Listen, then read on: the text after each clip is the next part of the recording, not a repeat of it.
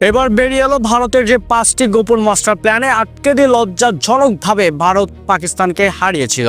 কলম্বোর আকাশ নীল হতে পারে, কিন্তু সেই নীল রঙে আজ মিশে আছে পাকিস্তান ক্রিকেটের রক্তক্ষরণের দাগ। 176 রানের লক্ষ্যে তাড়া করতে নেমে 114 রানে অল আউট হওয়া কোনো দুর্ঘটনা নয়, বরং এটি ছিল ভারতীয় শিবিরের একটি নিপুণ বুলপ্রিন্ট বা মাস্টার প্ল্যানের ফসল। আজ মাঠের প্রতিটি ইঞ্চি সাজানো ছিল সালমান শাহিনদের জন্য এক একটি বিষাক্ত ফাঁদ হিসাবে। তো বন্ধুরা, তাহলে চলুন উন্মোচন করি ভারতের সেই 5টি গোপন কৌশল যা আজ পাকিস্তানকে লজ্জার সাগরে ডুবিয়েছে। 1 নম্বর, বলতেই হবে ঈশান কিষানকে ফ্রি লাইসেন্স এবং মনস্তাত্ত্বিক আক্রমণ। ভারতের প্রথম মাস্টার প্ল্যান ছিল ঈশান কিষানকে নিয়ে। টিম ম্যানেজমেন্টের পক্ষ থেকে তাকে স্পষ্ট বার্তা দেওয়া হয়েছিল, উইকেট পড়লে পড়ুক, কিন্তু প্রতি আক্রমণ থামবে না। অভিষেক শর্মা দ্রুত ফেরার পর পাকিস্তান যখন চেপে ধরতে চেয়েছিল, ঠিক তখনই ঈশান এমন এক তাণ্ডব শুরু করলেন যে পাকিস্তানি বলাররা তাদের লাইন লেংথ ভুলে এলো পাথারে বল করতে শুরু করে। 10টি 4 আর 3টি ছক্কা ঈশান যখন 44 বলে 77 রানের টর্নেডো তুললেন, তখন পাকিস্তান ক্রিকেটীয় কৌশলের বদলে ভয়ে কাঁপতে শুরু করে। এটি ছিল পাকিস্তানের বোলিং আত্মবিশ্বাস চূর্ণ করার প্রথম নীল নকশা। 2 নম্বরে, বাবর আজমকে অক্ষর ফাঁদে বন্দী করা।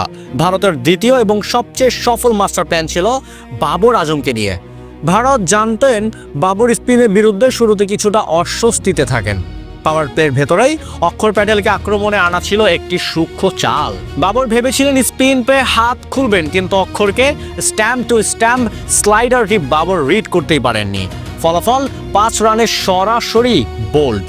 পাকিস্তান ইনিংসের মেরুদণ্ড তখনই ভেঙে দেয় ভারত। 3 নম্বরে, বুমরাহ শর্ট পিচ ও স্লোয়ার ধোকা। জসপ্রীত বুমরাহ আজ কেবল উইকেট নেননি, তিনি পাকিস্তানের ব্যাটারদের জন্য একটি ধাঁধা হয়ে দাঁড়িয়েছিলেন। ভারতের পরিকল্পনা ছিল সালমান আগা এবং সাইম আইয়ুবের রুম না দেওয়া। বুমরাহ টানা ইনসুইং আর হঠাৎ হঠাৎ স্লোয়ার বাউন্সারের যে মিশ্রণ দেখালেন, তাতে খেয়েই হারিয়ে ফেলেন পাকিস্তানি ব্যাটাররা। 13 রানে 3 উইকেট ফেলে দিয়ে ভারত নিশ্চিত করে যে পাকিস্তান যেন কোনোভাবেই ম্যাচে ফিরতে না পারে। 4 নম্বরে, স্ট্যাম্পিং ট্র্যাপ বা উসমান খানের উইকেট শিকার। ম্যাচের এক পর্যায়ে উসমান খান কিছুটা প্রতিরোধ করার চেষ্টা করেছিলেন। ভারত জানতো উসমান ডাউন দ্য উইকেটে এসে খেলার প্রবণতা রাখেন। ভারতের চতুর্থ মাস্টার প্ল্যান ছিল তাকে প্রলুব্ধ করা। অক্ষর প্যাটেল হঠাৎ করেই বলের গতি কমিয়ে কিছুটা বাইরের দিকে ঝুঁকিয়ে দিলেন, আর পূর্ব পরিকল্পনা অনুযায়ী ঈশান কিষান স্ট্যাম্পের একদম কাছে তৈরি ছিলেন। উসমান ফাঁদে পা দিলেন, আর চোখের পলকে ঈশান তাকে স্ট্যাম্প করে পাকিস্তানের শেষ আশাটুকু নিভিয়ে দিলেন। সবশেষ নাম্বার 5, বরুণ চক্রবর্তীর মিস্ট্রি স্পিন এবং লোয়ার অর্ডার ধস। ভারতের পঞ্চম তুরুপের তাস ছিলেন বরুণ চক্রবর্তী। ভারত জানতো পাকিস্তানের লোয়ার অর্ডার ব্যাটাররা মিস্ট্রি স্পিন বুঝতে অক্ষম। বরুণকে ইনিংসের শেষ দিকে এমনভাবে ব্যবহার করা হলো যেন ব্যাটাররা বলের ঘূর্ণি বোঝার আগেই সাজঘরে পথ ধরেন। 1 ওভারে জোড়া উইকেট তুলে নিয়ে বরুণ কেবল জয় নিশ্চিত করেননি, বরং পাকিস্তানের কফিনের শেষ পেরেকটিকেও ঠুকে দিয়েছেন। আজকের এই 61 রানের বিশাল জয় কোনো সাধারণ জয় নয়, এটি ছিল ভারতের মগজ আর কৌশলের জয়। পাকিস্তান ব্যস্ত ছিল বয়কট আর মাঠের বাইরের ড্রামা নিয়ে, আর ভারত ব্যস্ত ছিল কলম্বোর 22 গজে বাবরদের জন্য শ্মশান তৈরি করতে।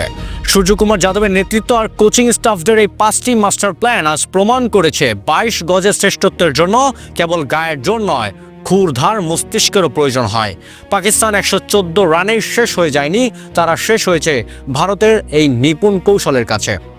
ভারত আজ রাজকীয়ভাবে সুপার 8-এ পা রাখলো, আর পাকিস্তানের জন্য রইল কেবল নিজেদের ভুলের ময়নাতদন্ত। ধন্যবাদ।